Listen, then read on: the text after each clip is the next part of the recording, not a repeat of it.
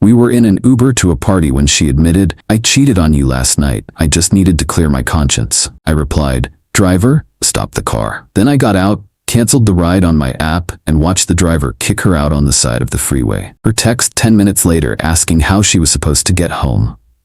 I, 44M, am an operations manager for a mid-sized freight logistics company. My job, in essence, is to solve problems before they become disasters.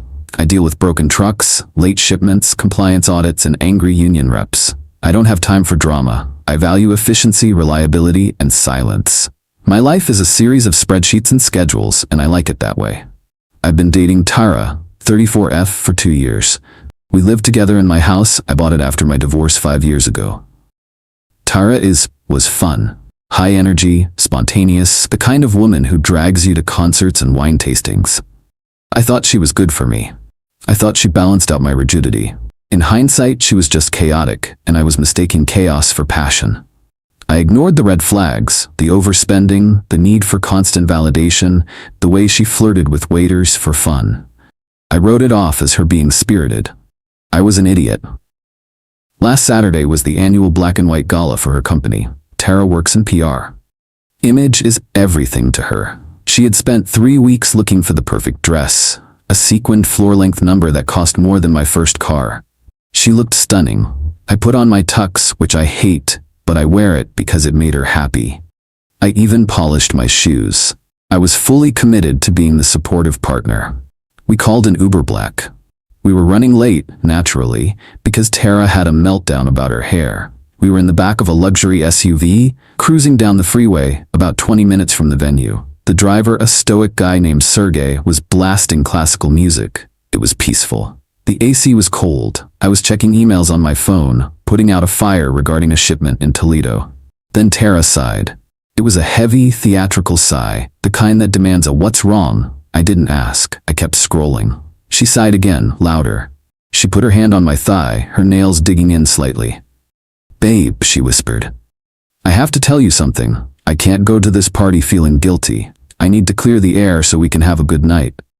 I looked up, pocketing my phone. "Okay, what is it? Did you forget the tickets?" "No," she said, her voice dropping to that fake sad register she uses when she overdraws the joint account. "I messed up last night. I went out with the girls and, well, we ran into an old friend of mine, Mark. And one thing led to another. I slept with him. It meant nothing. It was just a stupid, drunken mistake. But I needed to tell you because I respect you too much to lie." She squeezed my leg. She actually smiled, a weak, hopeful smile, waiting for me to say, "It's okay, honey, we'll work through it."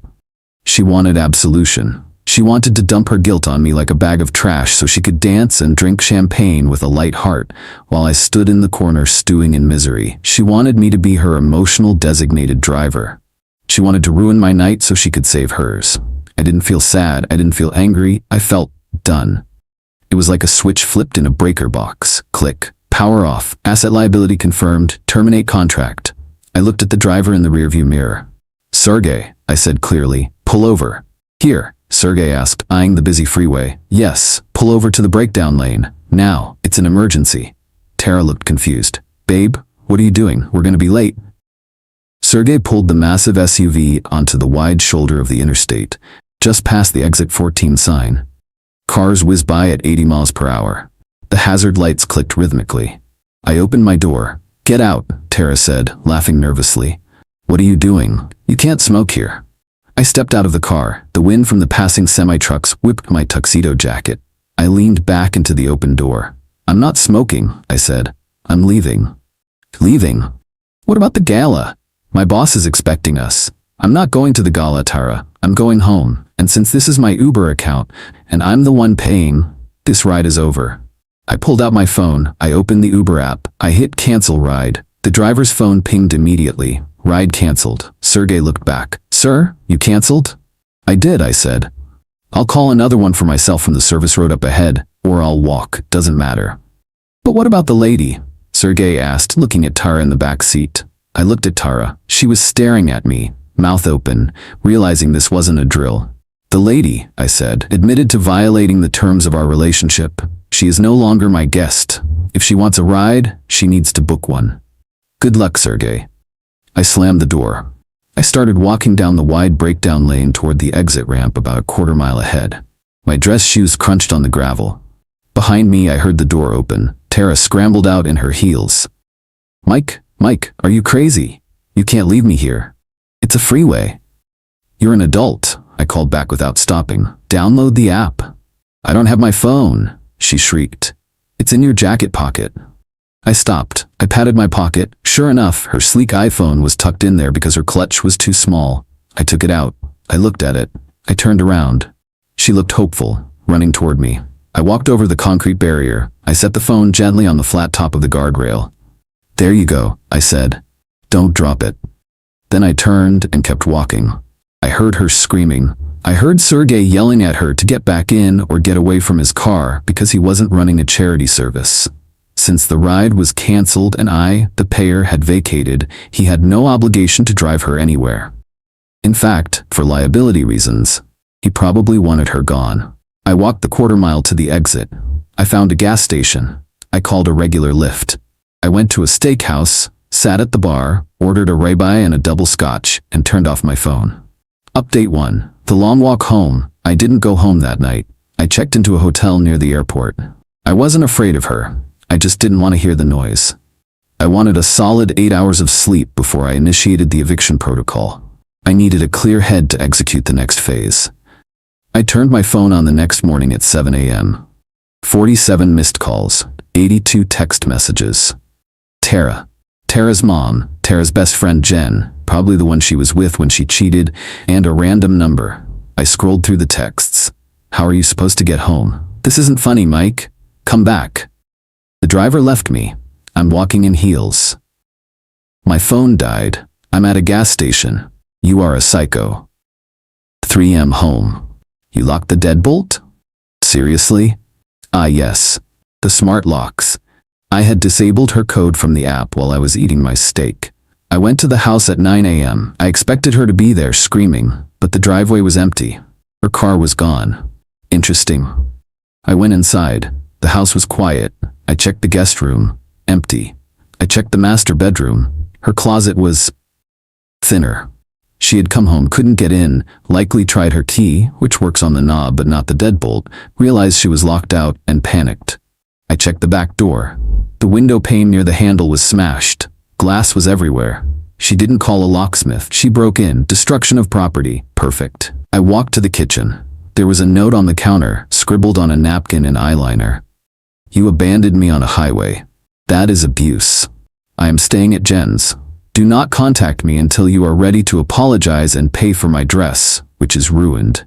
I laughed. A dry, humorless laugh.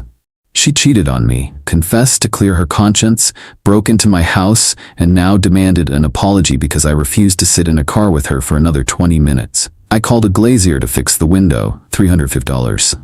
Then I called my brother, who is a contractor, to come over and help me install heavy-duty security strikes on the doors. Then I sat down at my computer and did the math. Tara moved in 6 months ago. She pays nothing. She buys groceries sometimes. She pays for the streaming services.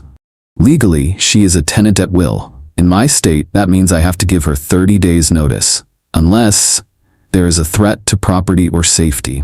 Breaking a window to enter? That's destruction of property. I called my lawyer friend, Steve. Steve, she broke a window to get in. Can I kick her out today? Technically, yes, you could file for an emergency order, Steve said. But it's Sunday. Courts are closed. If you change the locks now, she can call the cops and claim illegal eviction.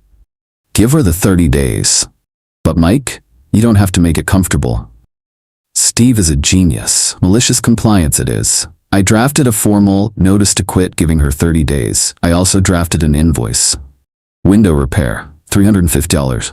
Uber cancellation fee, $10. Cleaning fee, she spilled wine on the rug last week, $150. Total due $510. I emailed it to her work email. Update 2, the narrative spin and the police. Monday morning, I was at work handling a crisis with a shipment of frozen seafood in Miami. My mind was on refrigeration units, not Tara. Then my office phone rang. It was the front desk. Mike, there's a, police officer here and a woman? I sighed. Send them back. Tara walked in, looking like a martyr. She was wearing sunglasses indoors, Behind her was a young, bored-looking cop. "That's him." Tara pointed a manicured finger at me. "He endangered my life." The cop stepped forward. "Sir, this lady claims you abandoned her on the side of I-95 Saturday night." I leaned back in my chair. "I canceled a ride service I was paying for, officer. She is an adult woman with a phone and a wallet. I didn't push her out of a moving vehicle. I exited the vehicle safely and terminated the service." "He stole my phone," she shrieked. "I placed her phone on the guardrail next to her," I corrected. "Because it was in my pocket. I returned her property immediately. I didn't want to be accused of theft later." The cop looked at Tara. "Ma'am, you said he threw it into traffic." Tara stammered. He basically did. He put it on the wall and walked away." "Sir," the cop said to me, "it's a civil matter mostly, but leaving someone on a freeway is frowned upon." "It was a breakdown lane," I said. "Perfectly safe for a vehicle to stop. The driver stopped safely. I exited safely. If the driver chose to eject her afterwards, that is between her and Uber. I am not responsible for transporting my ex-girlfriend after she confesses to adultery." The cop's eyebrows went up. "Adultery? She cheated on me," I said flatly. "She confessed in the car. I ended the date and the relationship and the ride." The cop let out a short snort. He tried to cover it with a cough. "Right. Well, ma'am, unless you have proof he physically assaulted you, this isn't a police matter. You made it home safely?" "I had to walk a mile in Louboutins," she yelled. "My feet are blistered." "Tragic," I said. "Officer, if we're done here, I have a reefer truck thawing out in Florida." The cop ushered her out. He filed a report, but he marked it civil dispute, no crime committed. That report was gold. It meant her abuse claim was officially investigated and dismissed. 2 hours later, I got a call from HR. Tara had posted a video. Of course she did. She didn't record the freeway incident. Phone died, remember? She recorded a storytime video. Title: "My abusive ex left me to die on the highway because I was honest with him." She left out the cheating part, obviously. She said she confessed to a past mistake, and I snapped. She was crying, showing her blistered heels. My HR director, Brenda, is a no-nonsense woman who has fired people for stealing K-cups. "Mike," she said, "we're getting calls. People saying we employ a monster who abandons women." "She cheated on me, Brenda," I said. "I got out of the Uber. I didn't shove her. I just canceled the ride. Would you pay for a ride for a husband who just told you he slept with his secretary?" Brenda paused. "Hell no. Exactly, it's a personal dispute." She's spinning it. "I have the Uber receipt showing the safe drop-off location and the cancellation time. I also have the police report from this morning where the cop basically told her to get lost." "Send me the documentation," Brenda said, "and maybe tell her to stop tagging our company in her posts or I'll sue her for defamation." Update 3. The Cold War at home. I went home that night. Tara's car was in the driveway. She was inside. She had used the 30-day notice I emailed her as proof of residency to get a locksmith to open the door while I was at work, since I fixed the window. Clever girl. She knew her rights. She was sitting on my couch drinking my wine. "I live here," she said smugly. "You can't kick me out for 30 days, and I'm not paying for the window. You forced me to break in." "Okay," I said. "You have 30 days, but let's be clear about what living here entails." I walked past her.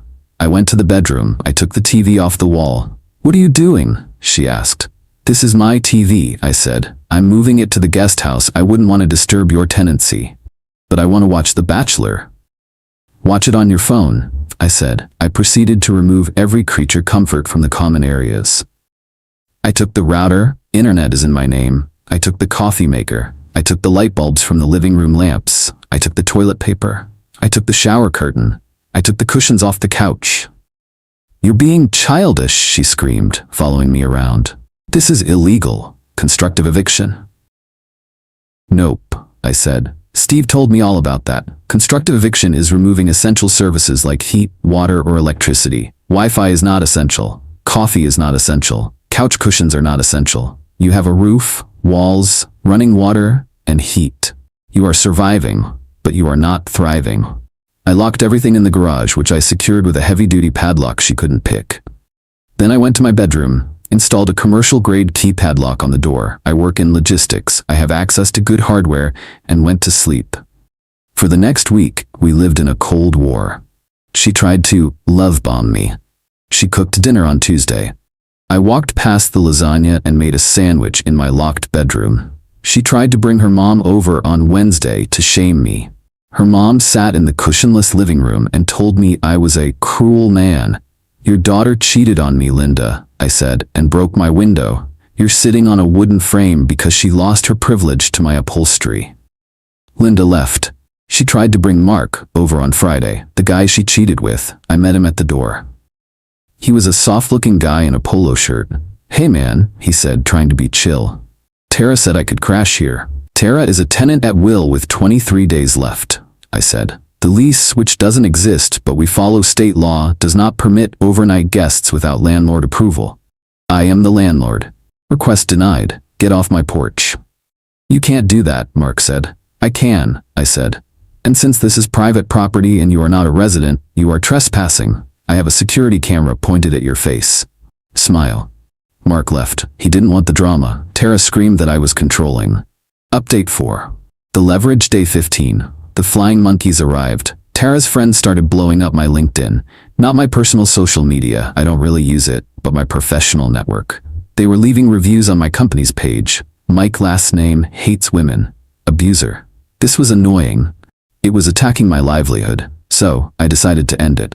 I knew Tara's boss. Tara works in PR, remember? Her boss is a guy named David. I met him at the Christmas party. He's a family man. Very religious. Very strict about company image. Tara had mentioned in her drunken confession that she cheated on me with Mark. She also mentioned in a previous conversation months ago that Mark was a client of her PR firm. Fraternizing with clients is a big no-no in her contract. She told me that herself. I sent David an email. Subject: concern regarding client relations. Body: David, hope you are well. I wanted to bring a potential conflict of interest to your attention regarding Tara. She recently admitted to an intimate relationship with a client, Mark last name, which occurred on the night of the Black and White Gala. I believe this breach of professional ethics might reflect poorly on the firm if it becomes public knowledge. As her former partner, I wanted to give you a heads up before her current social media crusade draws too much attention to her personal life. Best, Mike. I didn't lie, I didn't exaggerate, I just connected the dots. 2 days later, Tara came home early. She was crying. You got me fired, she screamed, pounding on my locked bedroom door. I opened it. I didn't fire you. Your breach of contract fired you. David let me go for gross misconduct. I lost my severance. I lost my references. Actions, I said, meet consequences. How am I supposed to pay rent on a new place? She sobbed. I have no job. You have 13 days, I reminded her. Better start packing. Update 5. The departure. She didn't make it to 30 days. Without a job, and with the abusive ex narrative falling apart, hard to claim abuse when you're posting party pics with the guy you cheated with, which she foolishly did to try and make me jealous. She ran out of steam. She moved out on day 20. She stole the toaster. I let her have it. It was a cheap toaster. She left the place a mess. Trash everywhere, walls scuffed. I hired a cleaning crew. I deducted the cost from the phantom deposit she never paid, and then I sent her a bill for the remainder. $1,200 for damages and cleaning. I sent it to her parents' house where she was now living. Her dad called me. Mike, son, what is this? It's a bill, Bob. Your daughter trashed my house and broke my window. She says you abandoned her on a highway. She cheated on me, Bob, and I canceled an Uber. If that's abandonment, then I'm guilty of saving myself $40. Bob sighed. She's a handful. I'll send you a check. Just leave us out of it. Bob is a good man. I accepted the check. Final update. 6 months later, I'm currently sitting in the airport lounge waiting for a flight to Tokyo. Business trip, but I extended it for a week of vacation. I've always wanted to see the shrines. Tara tried to text me last week. Hey, I miss us. Mark turned out to be a jerk. He wouldn't even let me stay with him when I got evicted. I'm sorry about everything. Can we get coffee? I didn't block her immediately. I wanted the satisfaction of the reply. I don't drink coffee with people who leave their conscience in an Uber. Good luck. Then I blocked her. I heard from a mutual friend that she's working as a receptionist at a car dealership now. The PR world is small, and David apparently told everyone why he fired her. Client poaching, sleeping around is a bad look. My house is quiet, it's clean, the Wi-Fi is fast, the toilet paper is stocked. I dated a woman briefly last month. On the second date, we took an Uber. She was polite to the driver. She didn't sigh theatrically. She paid for her own drinks. We're going out again next week when I get back. People ask if I regret leaving her on the side of the road. Was it harsh? Maybe. Was it dangerous? It was a breakdown lane in daylight, well, twilight, 500 yards from an exit with a gas station. She wasn't in danger. She was inconvenienced. But here's the thing about logistics. When you identify a liability that threatens the integrity of the shipment, you offload it. You don't carry dead weight to the destination just because it's nice. I offloaded the cargo, and my life has been running on schedule ever since. TLDR. Girlfriend confessed to cheating during an Uber ride to a gala to clear her conscience. I stopped the car, canceled the ride, and left her on the side of the freeway. She lost her job because she cheated with a client, moved back in with her parents, and I'm enjoying a quiet, drama-free life.